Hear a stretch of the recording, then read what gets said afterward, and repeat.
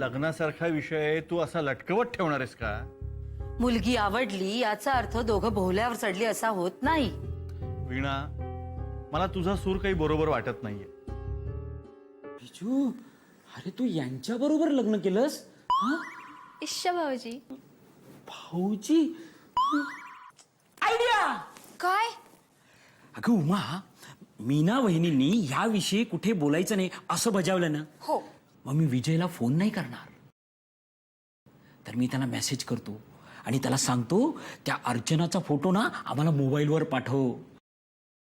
मम्मीने घरी जाऊन लग्नाचा प्रस्ताव ठेवल्यानंतर आठवड्याभराने जर ही अशी प्रतिक्रिया येणार असेल ना,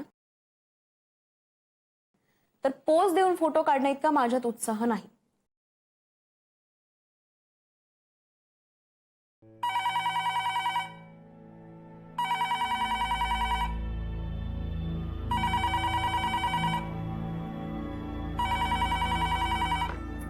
हॅलो,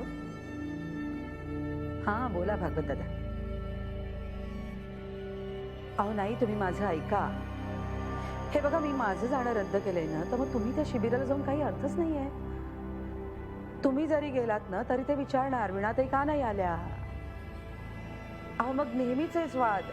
आता त्यांची मानसिकता आपल्याला माहिती आहे ना, तर मग त्यांच्या कलाने घ्यायला हवं ना. मला वाटतं मी जे समजवायचं ते समजवलंय तुम्हाला. या उपर निर्णय तुमचा.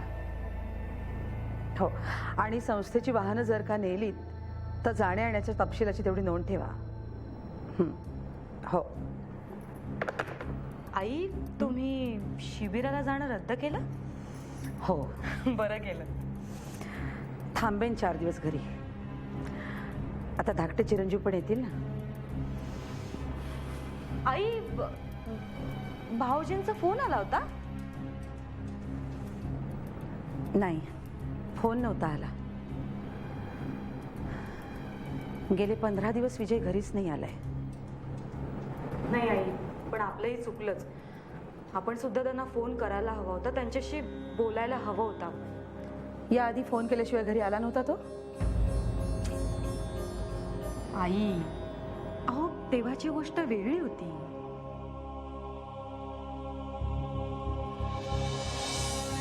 हे बघ, ही कोंडी त्याची त्यानेच निर्माण केली, तेव्हा ती त्यालाच बोलून सोडवायला हवी. ही सोयरीक आम्हाला मान्य नाही हे आम्ही स्पष्ट आणि सौम्य शब्दात त्या बाईनं सांगितलं होतं. आई, तुम्ही त्यांना स्पष्ट आणि सौम्य शब्दात सांगितलं असेल खरं, पण त्या बाईंनी भाऊजींना काय सांगितलं हे आपल्याला कुठे माहिती आहे? म्हणजे तुम्ही त्यांना सगळं स्पष्ट आणि सौम्य शब्दात सांगितलं, पण त्यावर त्यांची रिॲक्शन काय होती? दुपारची गाडी असताना, मी त्यांना थांबायचा आग्रह केला असताना, मी त्यांना इतकंही म्हटलं की मी तुम्हाला स्टँड पर्यंत गाडी देते, तरीही त्या थांबल्या नाही. त्या थेट देवळात जाऊन थांबल्या. याचा अर्थ काय होतो? याचा अर्थ काय होतो? याचाच अर्थ त्या बाईंना आपला निर्णय मान्य नाही. पण आपला निर्णय त्यांना मान्य असण्याचं कारणच काय आहे? कोणीतरी एक बाई उठते आणि माझ्यासमोर येऊन आपल्या मुलीच्या लग्नाचा प्रस्ताव ठेवते. आई अहो, तुमचं म्हणणं चुकलंय असं म्हणतच नाहीये मी, पण त्या बाईंनी आपल्या विजू भाऊजींसमोर काय चित्र उभं केलं हे आपल्याला कुठे माहितीये, हो ना? पण तुला खरंच वाटतं आपला विजू असा प्रेमाभिमात पडेल? आई, प्रेम आणि अपघात सांगून नाही होत. आपण कितीही सावध राहिलो, कितीही जपून चाललो तरी प्रेमात पडायचा तो पडतोच माणूस. पण मग यावर उपाय काय?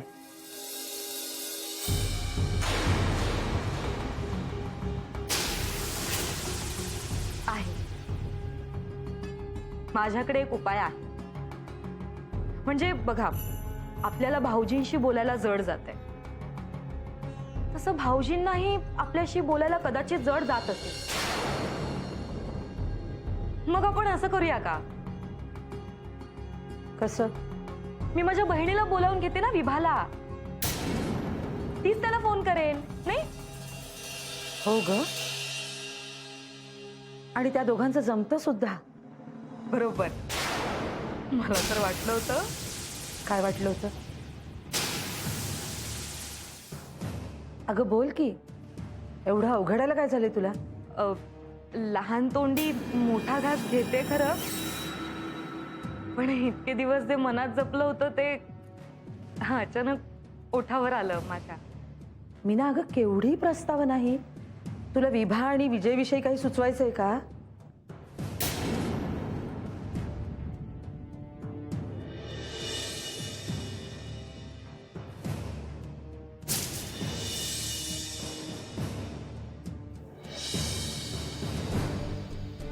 अगं विभाविषयी बोलताना काय काय शब्दप्रयोग वापरतेस ग?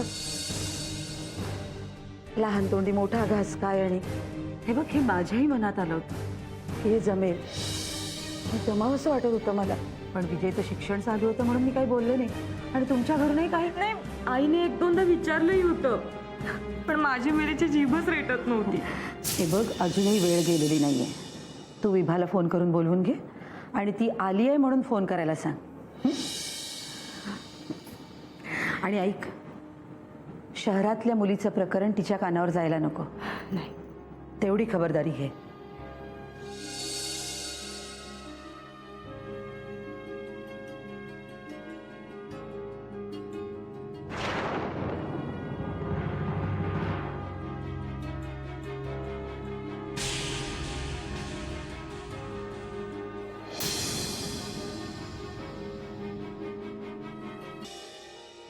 मला सांग, विजय दर शनिवार रविवार घरी जातो ना? पण गेले 2 शनिवार रविवार तो घरी गेला नाही. मम्मी,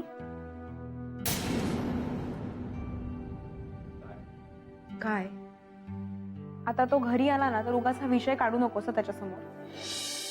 बेटा, मला कळतं कुठे काय बोलावं ते. अगं हे बघ, मी ओके ओके बोल, तू बोल, काय बोलायचंय? नाही, काही नाही. बाई बोल ना, तू नाही बोलली तर मला चैन नाही पडणार. काही नाही ग, म्हणजे आता उगीच वाटतंय. काय?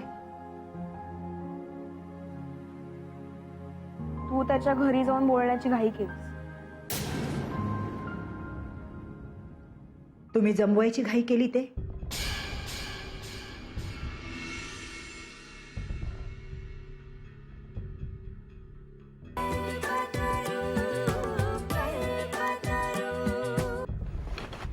बेटा, तसं नाही बेटा.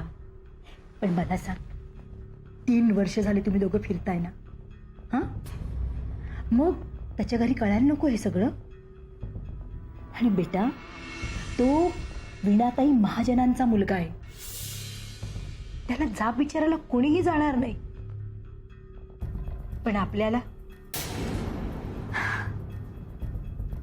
आपलं कोणीच नाही. हां, पण जाब विचारायला मात्र सगळे येते. नावं ठेवायला सगळे येते.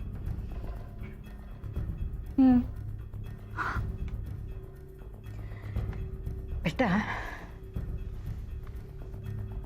तुझे बाबा गेले ना, तेव्हा मोठे भाऊजी आले होते आपल्याला दोघींना गावी न्यायला. मी विरोध केला आणि मी विरोध केला म्हणून तुझे छोटे काका आजपर्यंत आपल्याशी बोलत नाही. आणि आद्या तर काय, हा तिच्या मिस्टरांना आपल्या दोघींचं कौतुक आहे, पण तिला तिचं म्हणणं एकच, बाई माणसाला डॉक्टरी शिकून काय फायदा.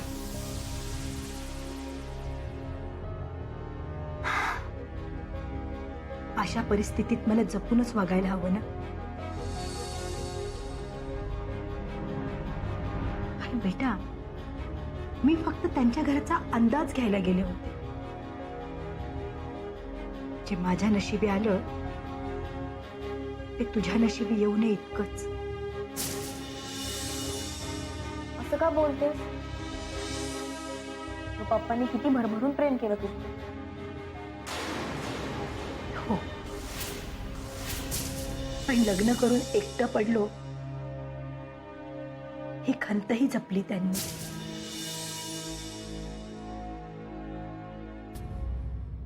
आमच्या बाबतीत असं होईल?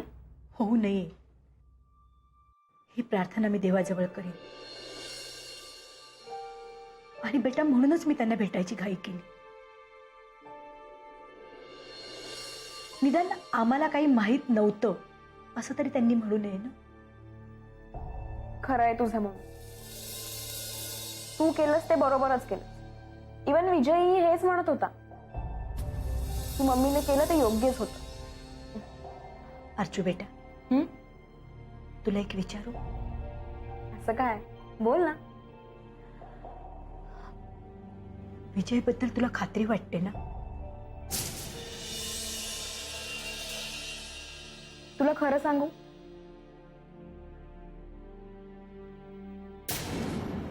अशा प्रसंगी स्वतःला स्वतःबद्दल खात्री वाटली पाहिजे, आणि ती मला वाटते. म्हणूनच विजयाला हवा तो डिसिजन घेऊ दे, माझी काही हरकत नाही.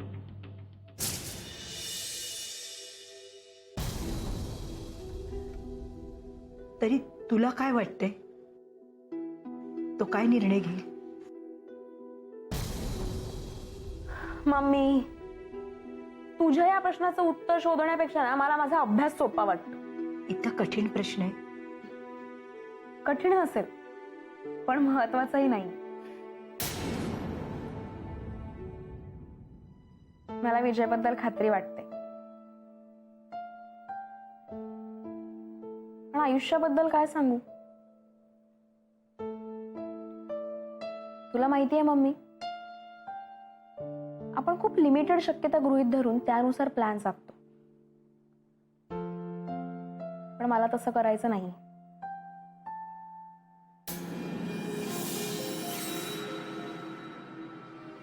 मला हातांची ओंजळ अशीच रिकामी ठेवायची. बघूया देवदयेने नियती यात काय दान टाकते.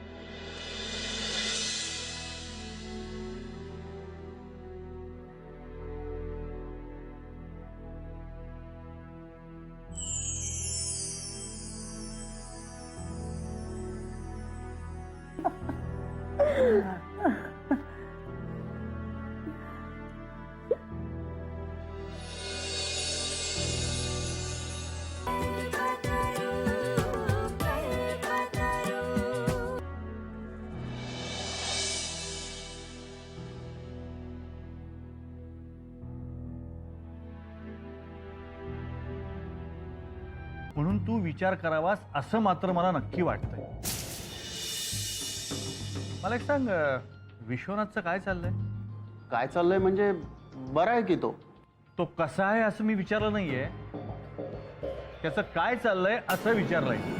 का असं का विचारताय तुम्ही? कारण तुझी ही चाललेली धावपळ बघतोय ना मी.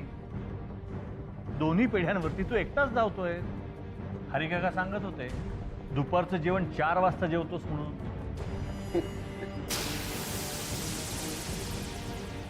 अरे हसू नको. ही अशी धावपळ एकट्याने करण्यापेक्षा त्या विश्वावरती का जबाबदार नाही सोपवत? त्याला कामाची सवय झालीच पाहिजे. अरे 1 नंबरचा आळशी आहे तो.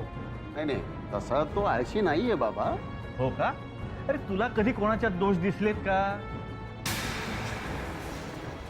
पण मला माहितीये ना तो आळशी आहे आणि आता काम चुकार सुद्धा होत चाललाय. मी गंभीरपणे बोलतोय. अहो बाबा, त्याचं नवीनच लग्न झालंय. नवीन लग्न? हा. अहो म्हणजे 3च तर वर्ष झाली आहेत. विनोबा, जरा मोठा भाऊ म्हणून काहीतरी विचार करायला शिक. अरे मोठा भाऊ म्हणजे जबाबदारी, आणि जबाबदारी म्हणजे फक्त कामं सांभाळणं आणि व्यवहार सांभाळणं इतकीच नाहीये. ते विश्वनाथचा संबंध आयुष्य पडलंय, त्यात आपण त्याचं लग्न लावून दिलंय. मग मोठा भाऊ म्हणून शिस्त लावायची कोणी? विश्वनाथचं हे असे आणि विजयचं भलतंच. आता त्याचं काय? तुला माहित नाही?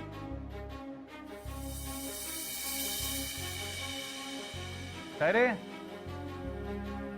बोलत का नाहीये? की तुझ्या आईने बजावून ठेवलंय की ह्या विषयी एकही चकार शब्द काढायचा नाही.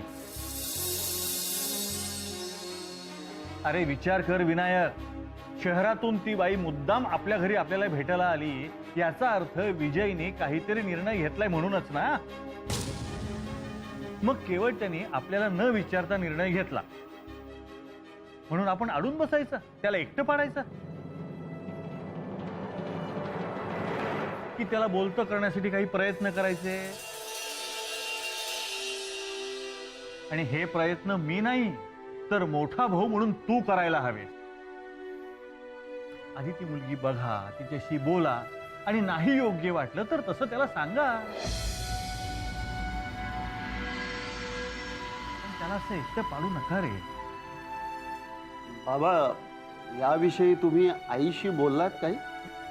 बोलणारच आहे, बोले ना.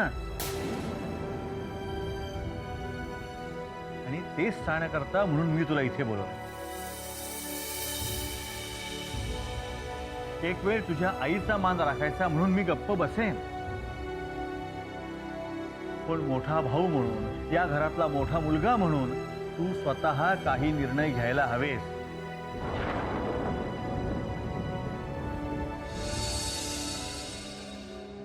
काय लक्षात येतंय का मी काय म्हणतोय ते? अरे आधीच विजय आपल्या व्यवसायात, त्याच्या व्यवसायामुळे तो तिकडे शहरात, आणि त्यात त्याचा निर्णय त्याने एकट्याने घेतला म्हणून आपण त्याला एकटा पाडायचा?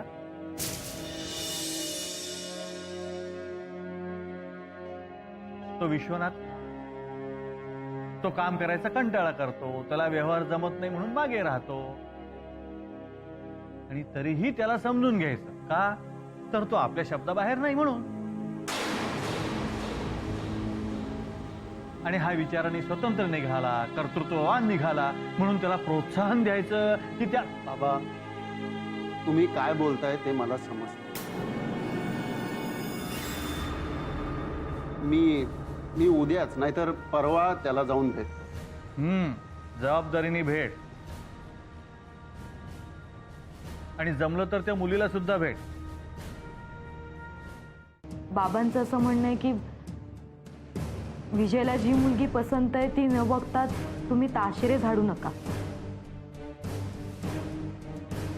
विजय भाऊजींना एकटं पाडू नका. त्या मुलीला भेटा, तिच्याशी बोला, आणि मगच काय तो निर्णय. तुला 100 वर्ष आयुष्य आहे. विनायक दादा, दादा दादा दादा मी पाया पडते. अगं, हो. तुम्ही बसा ना, उभे का बसा.